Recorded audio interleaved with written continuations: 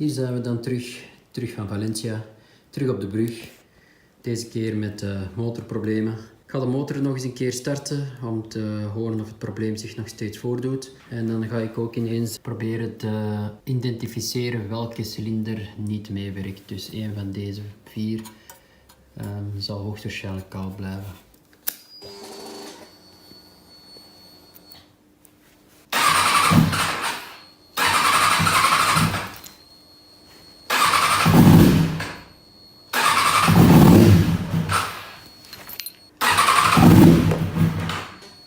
Nee, ik ga het niet doen. Klinkt niet gezond. Ik heb het dus heel kort kunnen laten draaien. Heel kort zelfs. En ik merkte direct dat deze warm is. Deze is warm. Deze is warm. Deze is warm. En deze is koud. Die kan ik gewoon zo vastpakken. Zonder probleem. Heel koud. Dus er is een probleem met deze cilinder. Ik heb dus mogelijk een oorzaak gevonden. Van de rechtse cilinder, ik wist al dat ik hier naar moest kijken, naar de rechtse cilinder, dat is cilinder 4.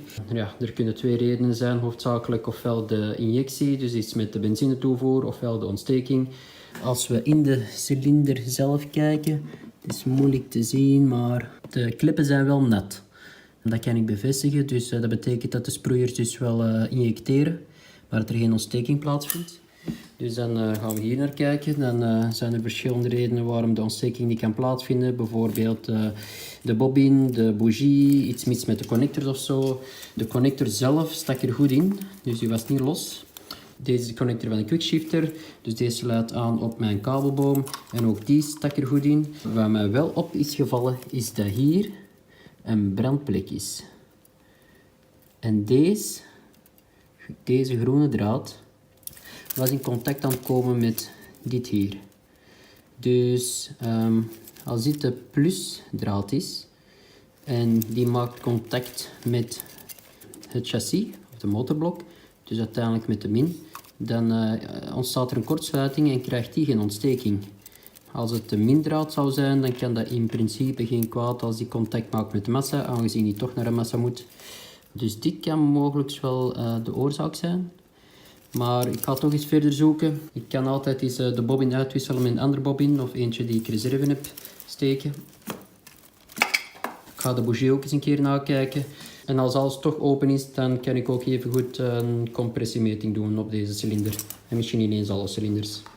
Daarvoor heb ik een compressiemeting kit. Voilà.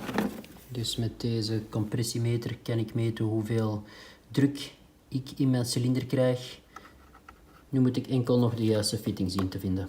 Voilà, dit is de juiste fitting. Nu gaan we die erin draaien.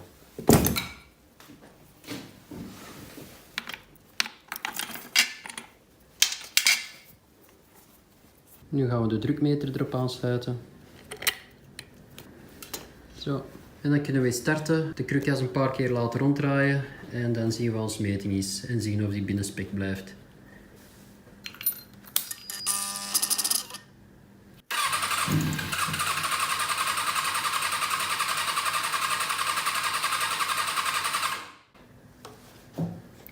Dus ik haal 11 bar. Volgens de manual is de usable range tussen 11 en 15,8. Dus 11 is wel aan de lagere kant, maar op zich nog wel binnen spec. Ik moet er natuurlijk ook wel bij zeggen dat volgens manual de motor warm moet zijn, maar aangezien dat niet lukt wegens het falen van cilinder 4, ben ik dus een compressiemeting aan het doen met een koude motor, waardoor we sowieso al geen goede compressie kunnen meten. Dus die 11 zou mogelijk met een warme motor misschien richting de 12 of 13 kunnen gaan. Dus een meting van 11 bar bij een koude motor stelt mij wel gerust. De bougie altijd eerst met de hand erin draaien, om zeker te zijn dat de schroefdraad pakt. En pas op het einde kunnen we die vastzetten met de rakjak. En vastzetten is gewoon handvast. Zeker niet te veel kracht opzetten.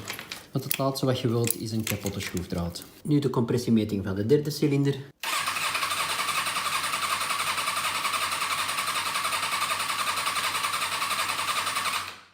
Die is dus nog slechter dan de vierde cilinder. Die valt dus eigenlijk onder de benedengrens van 11 bar. Dat moeten we later eens bekijken. Cilinder nummer 2.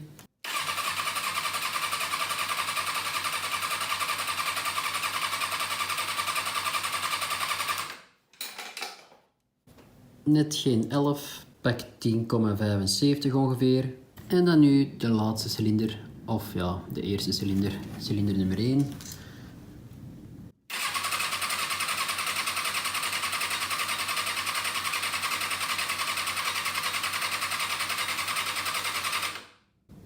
Dat is ook een mooie 11. Dus ik kan concluderen dat de compressiemeting op zich niet zo slecht is, gezien het een koude motor is. Cilinder 4 dus 11, 8,5, 10,75 en hier ook een 11. Ik zal eens een keer de klippen moeten nameten en zien waarom ik hier een lagere compressie heb. Maar op zich niet direct iets waar ik me zorgen over zou maken, of toch niet reden zal geven waarom deze cilinder niet meewerkt. Alle 4 de bougies heb ik ook nagekeken en ook hier was er visueel niet echt iets waar ik me zorgen over maakte. Ik wou als laatste nog testen of ik een vonk krijg uit de bougie. Dus dan kan ik al uitsluiten dat de bobbins faulty zijn. Dat doe ik door de bougie hierin te steken in de bobbin en dan tegen de massapunt te houden en zien of ik een spark krijg.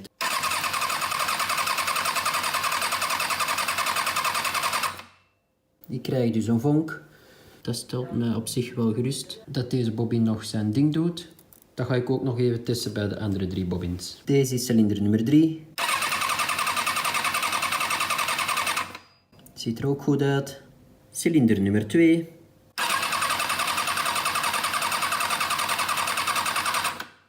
Ook goed. En als laatste cilinder nummer 1.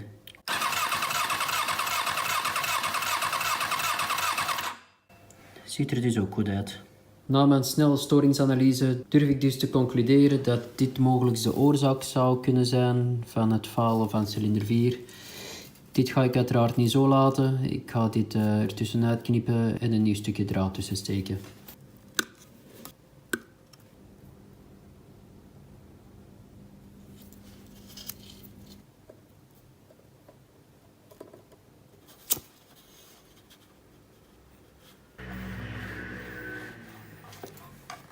Het is dus hersteld. Nu ga ik alles terug aansluiten, de tanker terug opzetten en fingers crossed dat de 4e cilinder nu wel meedraait. Maar voor ik dat doe, ga ik deze niet werkende gear indicator verwijderen en ineens vervangen door diegene die hierop staat, die wel te goed werkte, die van Keypro. Als het goed is, kan ik die gewoon lostrekken. Voilà. En dan hierop monteren en aansluiten. Moeilijk is dat niet. Het aansluiten van de gear indicator bij deze model Kawasaki is best simpel. Het is maar 1 fiche en die route ik denk hierover. Zo gaat die pinnen in het frame. En hier bij de batterij is er een fiche. Dat is een diagnosefiche. En hierop moet die aangesloten worden. En ik weet niet hoe ze deze gear indicator hebben aangesloten. Als ik het goed zie hebben ze het precies van de cluster gauge kabel afgetakt. En zoals ik dacht hebben ze die inderdaad van de kabelboom die naar de teller gaat afgetapt. Hier gewoon alles afknippen, terug dicht tapen en klaar ermee. Dat werkt alvast. Alles is terug aangesloten, de tank steekt er terug op. Ik ga eerst een paar keer primen.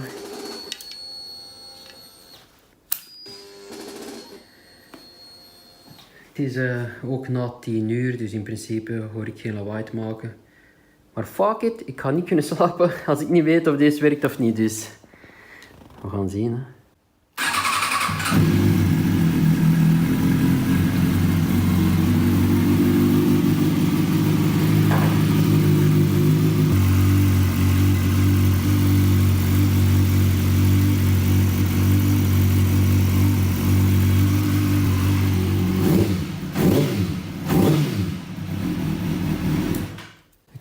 Oké, meer moest ik niet weten. Dat wordt heel snel warm, dus een paar secondjes draaien is voldoende om te weten of de 4e cilinder meedraait. En ik kan u zeggen, deze voelt warm aan. Dit voelt warm aan, dat voelt warm aan en dat voelt warm aan. Dus misschien hoort je het al aan mijn stem. Ik ben wel tevreden. Ik heb volgens mij de oorzaak kunnen achterhalen. Dat stelt mij wel gerust. Want vandaag is dinsdag en zaterdag moet mijn motto terug de vrachtwagen op. Want dan ga ik nog eens een Euro doen. Ja, dat was nogal stressy. Of ik de motto ging afkrijgen of niet. Ik was eigenlijk al in mijn achterhoofd aan het voorbereiden om mijn reserveblok eronder te steken, maar aangezien ik die nog nooit heb horen draaien, weet ik niet of ik hier ook problemen mee ging hebben. Maar het blijkt dus niet nodig te zijn. Ik heb hem niet volledig op temperatuur laten komen en langer kunnen testen. Dat wil ik nu ook niet doen, want dan ben ik misschien wel te veel overlast aan het veroorzaken. Maar het stelt mij gewoon al gerust, wetende dat deze hier mee warm wordt. Goedemorgen, ik ben pas wakker en ik kan niet wachten om te testen of de 4 cilinders nog zullen draaien.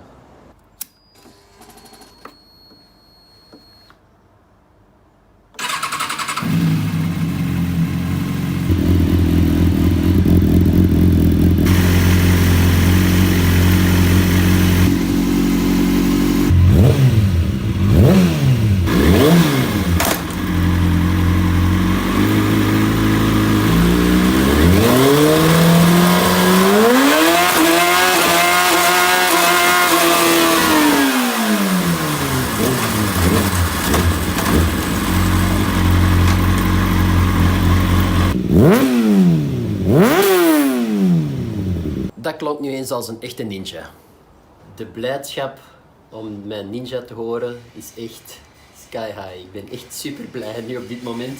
Nu dat ik gerust ben dat mijn motorblok in orde is, zijn er nog enkele kleine dingetjes die ik nog wou aanpassen. In Aragon en Valencia had ik opgemerkt dat de shiftlight niet echt heel duidelijk was te zien. Op mijn vorige windscherm was er een plak erover met mijn nummer op. En de binnenkant was wit, dus als de shiftlight aanging, dan ligt heel dit stuk waar de sticker was helemaal rood.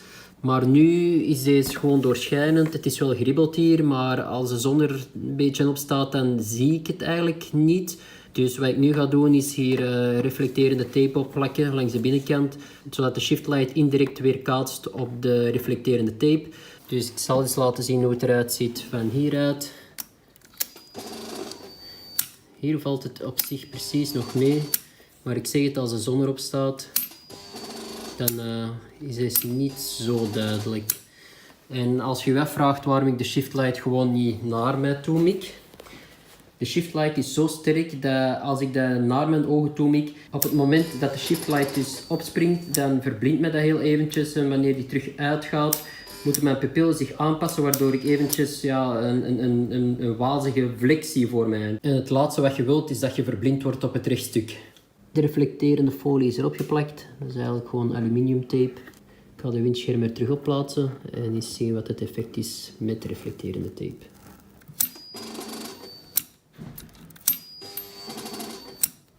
Het werd ook eens tijd dat deze losse rempotsok vervangen wordt door een nieuwe.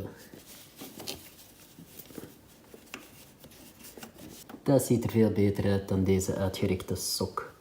Deze voor de vuilbak. Voilà, de motto's staan klaar om ingeladen te worden. Al ons materiaal staat hier ook al klaar. Dus nu is het inpakken en de motto's gaan afzetten. Dus we zijn aangekomen op de plaats waar we de motto's op de kratten gaan laden. Dus laten we eraan beginnen.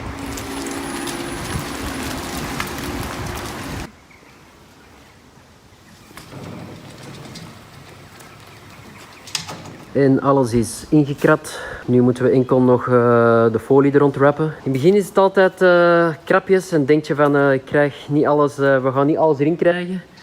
Maar het lukt toch altijd hoor. Het is een beetje puzzelen. Voilà, ik heb het door een UPS-guy laten doen. Hij is al gewoon om in magazijnen te werken. Je ziet dat. Wat een snelheid. Professioneel gerapt. Is dat gerapt? Gerapt, ja. Oké, it's a wrap.